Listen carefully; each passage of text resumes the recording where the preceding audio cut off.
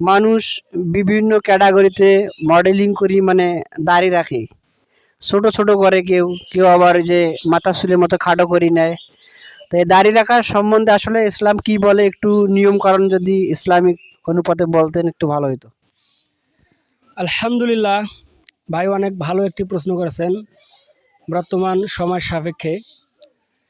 এ ব্যাপারে কোরআনের মধ্যে সূরা নিসার 119 নম্বর আয়াতে আল্লাহ সুবহানাহু ওয়া তাআলা বলেন যে তোমরা মানে সৃষ্টি, আল্লাহ সুবহানাহু ওয়া তাআলা যে আমাদেরকে সৃষ্টির আকার আকৃতি দিয়েছেন, আমরা যেন এটার পরিবর্তন না করি।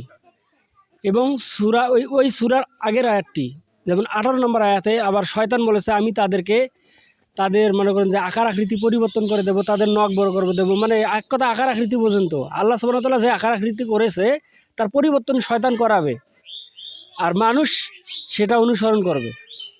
তো এটাও তার মধ্যে পড়ে, মানুষ নিজের আকার আকৃতি পরিবর্তন করবে। যেমন আল্লাহ সুবহানাহু ওয়া তাআলা দেখেন মহিলাদের দাড়ি দেয়নি, মহিলাদের কি দাড়ি হয়? না, হয় না। আর পুরুষদের দাড়ি হয়। এখন মহিলার দাড়ি হয় না, এখন পুরুষের দাড়ি হয়। পুরুষ যদি কেটে ফেলে মহিলাদের মতো হয়, তাহলে এটা কি সৃষ্টির পরিবর্তন করা হলো না?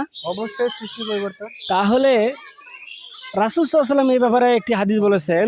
আবু হুরায়রা রাদিয়াল্লাহু তাআলা আনহু হতে বর্ণিত, তিনি বলেন রাসূল সাল্লাল্লাহু আলাইহি ওয়াসাল্লাম বলেছেন, তোমরা গোফ মানে এই যে মোষ কেটে ফেলো, একদম খাটো করো এবং দাড়িকে ছেড়ে দাও এবং অগ্নি পূজকদের বিপরীত করো। কারণ অগ্নি পূজকরা দাড়ি কেটে এবং মোষ রেখে দেয়, একবারে মুখ ঢেকে ফেলে। এবং কাউ আছে দাড়ি রাখে আবার মোষ রেখে করে ফেলে, মানে মোষও রাখে, দুইটাই রাখে। অতএব আমাদেরকে অগ্নি পূজকদের বিপরীত করতে হবে, মোষ একদম খাটো, দাড়ি একদম ছেড়ে